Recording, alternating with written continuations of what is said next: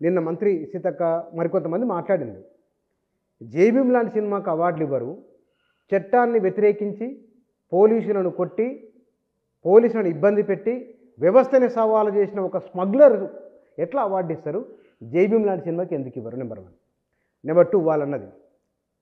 Cinema వాళ్ళకు ప్రేక్షకుడే దేవుడు. ప్రేక్షకుడే దేవుడు. ఆ ప్రేక్షకుడు చనిపోయినప్పుడు వాళ్ళ ఇంటికెళ్ళి పరామర్శించాలి కదా! మా అసోసియేషన్ ఉంది. చట్టం తెలవకుండా మాట్లాడుతున్నారు వాళ్ళు. చట్టం తెలవకుండా మాట్లాడుతున్నారు. ఏముంది చట్టంలో? ఇప్పుడు ఎవరైతే ఈ మాట అన్నారో వాళ్ళు మంత్రులు కానీ ఇంకోరు కానీ చట్టం తెలవకుండా మాట్లాడుతున్నారు. ఎందుకంటే ఒక కంప్లైంట్ ఒక వ్యక్తి మీద ఇచ్చిన తర్వాత, నా భార్య చావుకు వీళ్ళు కారణం అని ఇచ్చిన తర్వాత, అందులో ఉన్న అక్యూజ్డ్ ఎవరు కూడా వాళ్ళ కుటుంబానికి పోయి పరామర్శించుడు కానీ డబ్బులు ఇచ్చుడు కానీ చేయకూడదు. చేస్తే ఏమైందంటే ఇన్ఫ్లుయెన్స్ చేయడానికి ప్రయత్నం చేసిండు అని ఇంకో కేసు అయితే దాని మీద కంప్లైంట్ను ఇన్ఫ్లుయెన్స్ చేయడానికి ప్రయత్నం చేసిండని ఇంకొక కేసు అవుతుంది. మనము సానుభూతితో మాట్లాడచ్చు. చనిపోయిన ఆమె ప్రాణం చాలా విలువైంది. అందరం బాధపడదాం. ఆమె ప్రాణం తిరిగి రాదు. వీళ్ళు ఎన్ని కోట్లు ఇచ్చినా తిరిగి రాదు. ఆ పిల్లగాడు తొందరగా కోలుకోవాలని మనం ప్రార్థించాలి. బట్ పరామర్శించడానికి ఎందుకు పోలేదు అంటే అల్లు అర్జునే చెప్పిండు, నేను చెప్పాల్సిన అవసరం లేదు. మా లీగల్ టీం వద్దన్నదండి, డబ్బులు ఇస్తానంటే కూడా వద్దన్నది.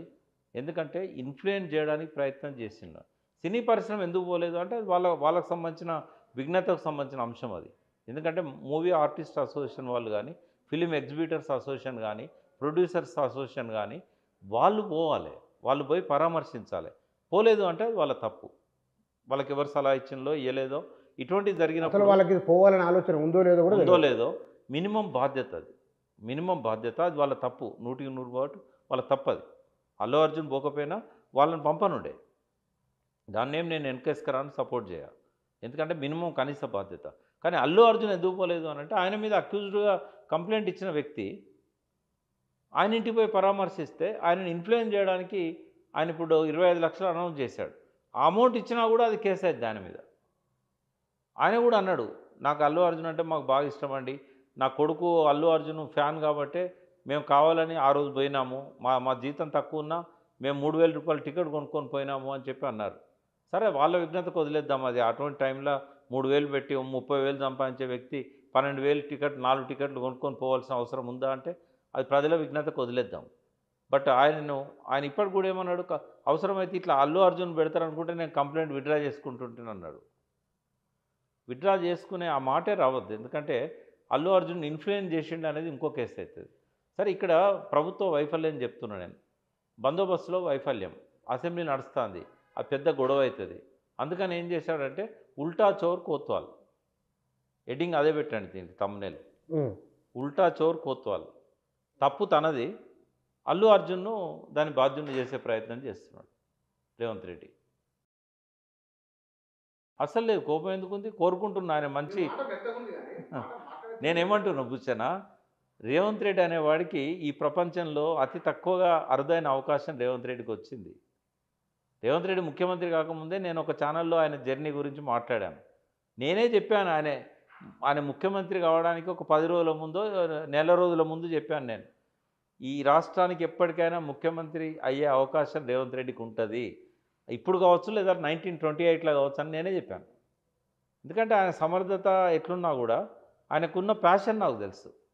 ఆయన చిన్నప్పటి నుంచి ముఖ్యమంత్రి కావాలనే డ్రీమ్తో చేశాడు.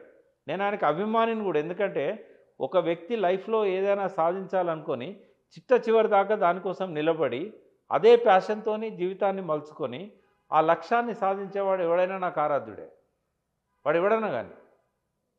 ఇక్కడ ఈ అంశానికి ముగింపు ఎక్కడ?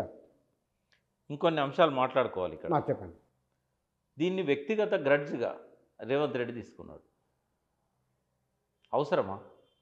ఒక ముఖ్యమంత్రి సభలో చట్టం తన పని తను చేసుకుంటూ పోద్దని చెప్పాలి. పివి నరసింహారావు గారు ఈ దేశానికి ఇచ్చిన గొప్ప డైలాగ్ అది. చట్టం తన పని తను చేసుకుంటుంది, ఆయన డైలాగ్ అది. ఇప్పుడు ఇమ్మీడియట్గా ఢిల్లీలో ఒక నేషనల్ మీడియా వాళ్ళు ఆయన పిలిచారు. ఈ అల్లు అర్జున్ ఇష్యూ ఫ్లేరప్ కావడానికంటే ముందు జరిగింది ఏంటంటే, ఇక్కడనేమో ఆయనను అరెస్ట్ చేశారు, అక్కడ చర్చ జరుగుతుంది. చర్చ జరిగినప్పుడు చాలా వెటకారంగా చాలా అసహ్యంగా మాట్లాడాడు రేవంత్ రెడ్డి. ఆయన ఏమన్నా దేశ సైనికుడా, బార్డర్ కాపాడే సైనికుడా? నేను లైవ్ విన్నా. అవును, ఇట్లా మాట్లాడాల్సిన అవసరం ఉందా ముఖ్యమంత్రికి? ఇప్పుడు అల్లు అర్జున్ ఎంత లేదన్నా తెలంగాణలో కానీ ఆంధ్రప్రదేశ్లో కానీ సగానికంటే ఎక్కువ జనాభా ఆయనను అభిమానిస్తారు. ఇక దేశంలో కొన్ని రాష్ట్రాలు ఒక తెలుగులేండి, భారతదేశం బీహారు, కేరళ, మహారాష్ట్ర, వెస్ట్ బెంగాల్, మధ్యప్రదేశ్, గుజరాత్, రాజస్థాన్, అంటే ఒక నార్త్ ఈస్ట్. ప్రజలు అభిమానించే ఒక నాయకుడి మీద, కథానాయకుడి మీద అంత నీచంగా మాట్లాడాల్సిన అవసరం రేవంత్ రెడ్డికి ఎందుకు వచ్చింది? దానికి బ్యాక్గ్రౌండ్ ఉంది. సినిమా పరిశ్రమతోని ఈయన ముఖ్యమంత్రి అయిన కాడ నుంచి ఇప్పటిదాకా ఒక పూడ్చలేని గ్యాప్ అనేది మొదలైంది, రోజు రోజుకు పెరుగుతున్నది. తగ్గించుకోవడానికి ఆయన ప్రయత్నం చేయడం లేదు. వాళ్ళు పూర్తిగా కనీసము పుష్పగుచ్చం ఇవ్వడానికి కూడా ఇండస్ట్రీ రాలేదు ఆయన దగ్గరికి. ఒక చిరంజీవి, ఒక బాలకృష్ణ తప్ప, నాగార్జున ఆయన వైఫ్ తప్ప ఇంకెవరు పోలేదు ఆయన దగ్గరికి.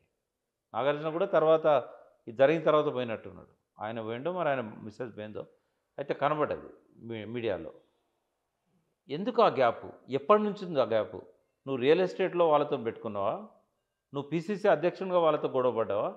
లేకుంటే హైడ్రాలో చాలామంది సినిమా నిర్మాతలు, దర్శకులు, పెద్ద పెద్ద రియల్ ఎస్టేట్ కంపెనీస్ ఉన్నాయి వాడికి. హీరోలకు కూడా ఉన్నాయి, ప్రత్యక్షంగా వాళ్ళ పేర్లు ఉన్నాయి. కానీ చాలా హీరోలకు, హీరోయిన్లకు రియల్ ఎస్టేట్ ల్యాండ్స్ ఉన్నాయి, రియల్ ఎస్టేట్ ప్రాజెక్ట్స్ ఉన్నాయి, పెద్ద పెద్ద కన్స్ట్రక్షన్ కంపెనీస్ ఉన్నాయి. ఎక్కడ మొదలైంది మీకు అసలు? నువ్వు బయట పెట్టాలి అది. ఎందుకంటే ఏదో గ్యాప్ లేకపోతే ఒక్క సినిమా ఫంక్షన్ కూడా రేవంత్ రెడ్డిని ఎందుకు పిలవలేదు?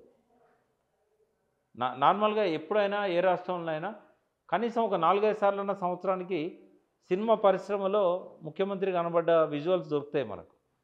బట్ ఒక్క విజువల్ చూపెట్టినా కరెక్ట్ చేయాలి నన్ను. ఎన్నడన్నా ముఖ్యమంత్రి ఏదైనా సినిమా ఫంక్షన్ వాళ్ళు పిలిచిన్లా పోయిండా? ఎందుకు ఈ గ్యాప్ నీకు? నీ కోపం అంతా ఎందుకు అల్లు అర్జున్ మీద చూపెట్టావు? అల్లు అర్జున్ది తప్పే కావచ్చు, బట్ ఆయన ఏమంటాడు, నాకు వద్దనంటే నేను ఆగిపోయేటోని, నాకు ఇన్ఫర్మేషన్ లేదు అని అన్నాడు.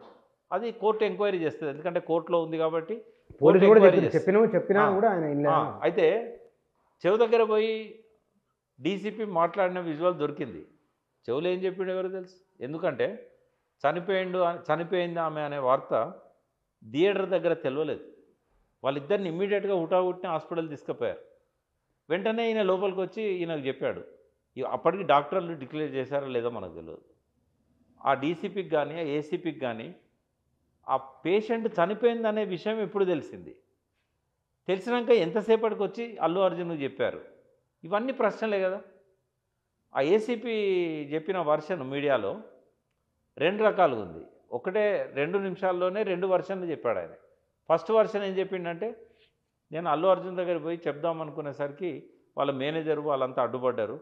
మేము చెప్తాం, మీరు మాకు చెప్పండి అని అన్నారు. మేము ఆయనకు చెప్పాము. చెప్పినాక తర్వాత వెంటనే మాట మార్చి, ఎందుకంటే రేవంత్ రెడ్డి గారు అసెంబ్లీలో ఏసీపీ పోయి చెప్పినా కూడా రాలేదన్నాడు కదా, అది గుర్తొచ్చింది. అది గుర్తొచ్చి వెంటనే ఏం చెప్పిండంటే, మేము పోయి చెప్పినామని అన్నాడు. తప్పది. First version correct. ఈయన చెప్పడానికి పోయిండు, ఏం చెప్పడానికి పోయిండో మనకు తెలియదు. బట్ అక్కడ వాళ్ళు పోనీయలేదు. సెకండ్ డీసీపీ వచ్చిండు, డీసీపీ పోయి చెవలేదో చెప్పిండు. చెప్పినాక అల్లు అర్జున్ వెళ్ళిపోయాడు. బట్ ఏం చెప్పిండు? అప్పటికి చనిపోయిందనే వార్త కన్ఫర్మ్ అయిందా? డీసీపీకి తెలుసా అసలు? 3 గంటల రాత్రి నాకు తెలిసింది అన్నాడు. అంటే హాస్పిటల్లో డెత్ డిక్లేర్ చేసి మీడియా ద్వారా బయటకు వచ్చడానికి 4-5 గంటలు పట్టింది. డీసీపీకి ఎట్లా తెలిసి చనిపోయిందని? కాకపోతే బయట లా అండ్ ఆర్డర్ ప్రాబ్లం వచ్చింది, మీరు వెళ్ళిపోండి అని చెప్పుంటాడు. అన్నాక ఫస్ట్ ఆయనే మా వాళ్ళు చూసుకుంటారులే, బౌన్సర్స్ ఉన్నారు కదా అని చెప్పి ఉంటాడు. తర్వాత పోయిండు. అక్కడ ఆయన మిస్టేక్ ఉంటే ఉండొచ్చు, కానీ అది కేసులో అంశమే కాదు. కేసులో పరిగణించాల్సిన అంశము చెప్తే విన్నాడా లేదా చెప్పకుండా వెళ్ళిపోయిందా, చెప్పినాక పోయిందా అనేది ఈ కేసుకు సంబంధం లేని అంశం. ఇక్కడ కేసు ఎంతవరకు అంటే అల్లు అర్జున్ వచ్చిండు, తొక్కిసలాట జరిగింది, ఆమె చనిపోయింది, అంతవరకే కేసు. తర్వాత అల్లు అర్జున్ పోలీసులు చెప్తే వినడా వినలేదా పోయిందా అనేది ఎఫ్ఐఆర్లో అంశమే కాదు. అదేంటంటే అల్లు అర్జున్ క్యారెక్టర్ అసాసినేట్ చేయడానికి రేవంత్ రెడ్డి దాన్ని ఉపయోగించుకున్నాడు.